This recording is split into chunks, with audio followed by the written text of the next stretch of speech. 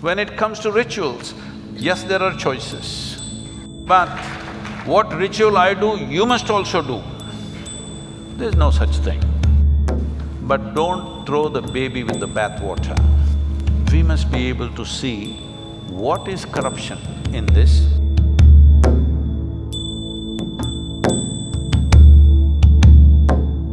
My question today is, in the world that we live in today, there exists a multitude of paths to traverse, both spiritually and religiously. But I'm confused, and as a millennial, I'm really doubting if a ritualistic approach is relevant today. Well, you may be a millennial, but these choices you have only in this country, you better know that. If in many other countries in the world, if you say you have a choice of choosing, generally you will be dead. If you're not dead, you will be harassed in 1,000 different ways. In this country, you can choose, which is wonderful. Because we don't have a religious constitution which cannot be edited or amended. Here we have various books which can be amended, which can be debated, something can be done about it. Coming to ritual, how rituals came into existence is like this. Do you brush your teeth every day in the morning? I'm just asking. You do? Hey, don't do this means no. Yes. So, every day in the morning you brush your teeth. Some kind of a ritual, isn't it? In fact, people say morning rituals. They're not talking puja, they mean shit, shower and shave. I don't do, you don't do. So, anything that you do regularly, not necessarily by choice, but you decide to do it because you have decided, it's good for me, becomes a ritual in your life. This ritual of brushing your teeth came to you because your parents, maybe your mother, insisted. When you were like this, she insisted, you must brush your teeth.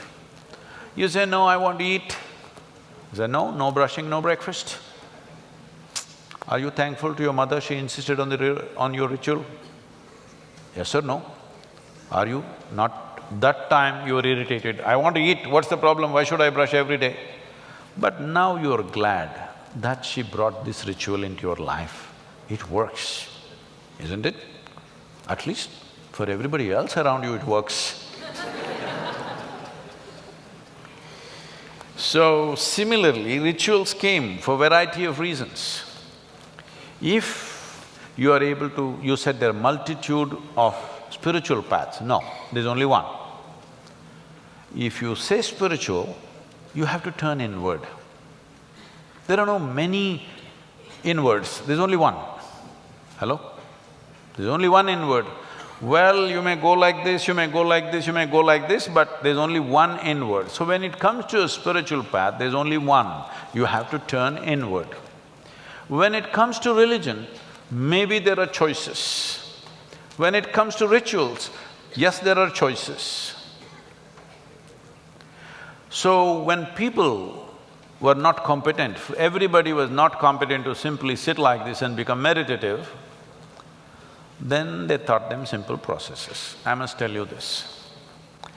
Many years ago, some institute… these days I don't subject myself to such indignities because I can afford that. Many years ago, some institute who thinks they are scientific,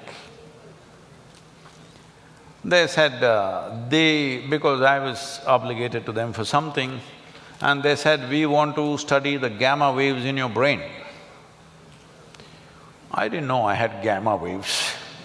I know I have a working brain, but I didn't know I have gamma waves in my brain. They said, no, they're gamma waves, we want to study that. I said, okay, what should I do? They said, you sit down here, and they put 14 electrodes into me, and they said, you meditate. I said, I don't know how to meditate. They said, well, you're teaching everybody meditation. I said, I teach people meditation because they cannot sit still. I have to teach them so many methods to make them still. If you want me to sit still, I will sit absolutely still, inside out. But you know, research is funded. Scientific research is always funded. They need a name, they need the category of meditation and gamma wave whatever nonsense. But I'm not going to give them such pleasure. I said, if you want me to sit and do nothing, I'll do nothing, but no meditation. Then after much discussion, probably they found a name for nothing. And I said, okay, you do nothing. I sat. After about 15–20 minutes, you know that funny place in your elbow where if you do the tongue, it'll go? They're taking a metal object and tok, tok, tok, they're hitting that place.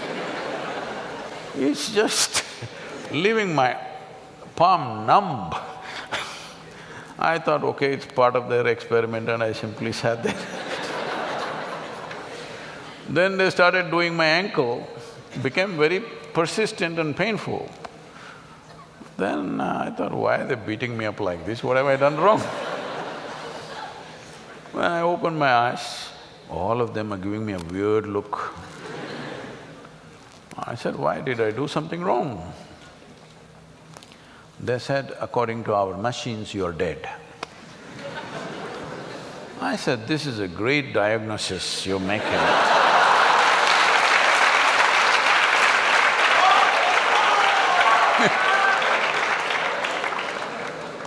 And then they, among themselves, they spoke and say, obviously this guy speaking is not dead.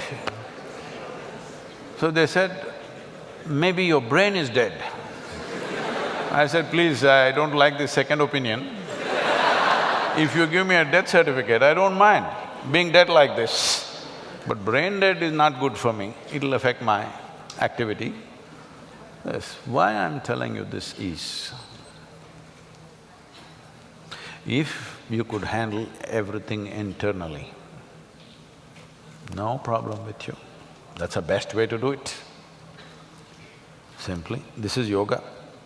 If you know how to handle this whole machine, all levels of this machine, your body, your thought, your emotion, your energy, your life energies, everything, you know how to handle from within, no ritual for you.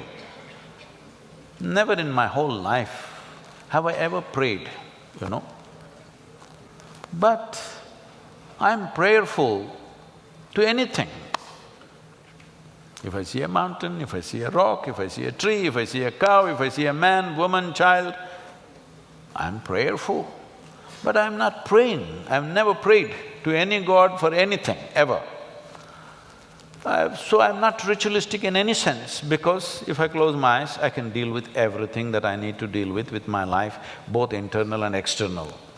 I want to fix this, I close my eyes. If I want to fix that, I close my eyes. If you do enough sadhana, you can become like this. It's not out of reach, it is available for every human being. They don't pay enough attention, that's all. But if you don't know this, you want to become peaceful, you don't know how to sit still, then what do? I'll teach you one mantra.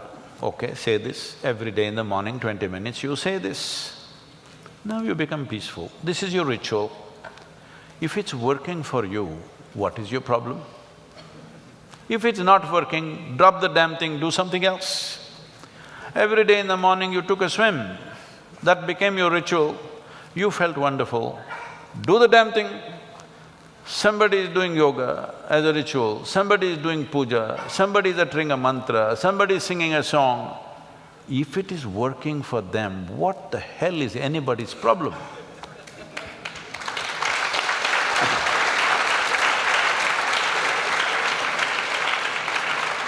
But what ritual I do, you must also do. There's no such thing. Something is working for me, I'm doing it. It's not necessary you must do it. But if you ask me, suppose I'm somebody who's doing every day in the morning Om Namah Shivaya, Om Namah Shivaya, it's working for me. If you come and ask me, I'm feeling freaked, what should I do? Hey, try this Om Namah Shivaya, it's working for me. If you like it, you also do it or you do something else. You do dom, doom, das, puss. But the thing is, it must work for you, that's the important thing. So rituals were fantastic devices created with certain wisdom. Over a period of time, they might have become corrupt in practice. Over a period of time, they might have become tools for exploitation for certain people. But don't throw the baby with the bathwater.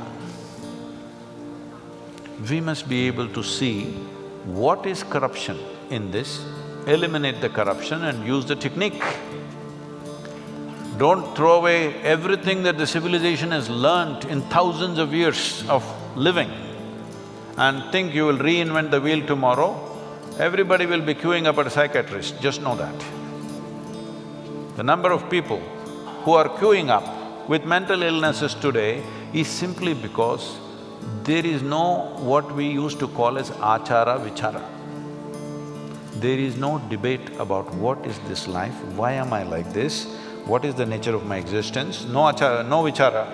And no achara, there is no anything.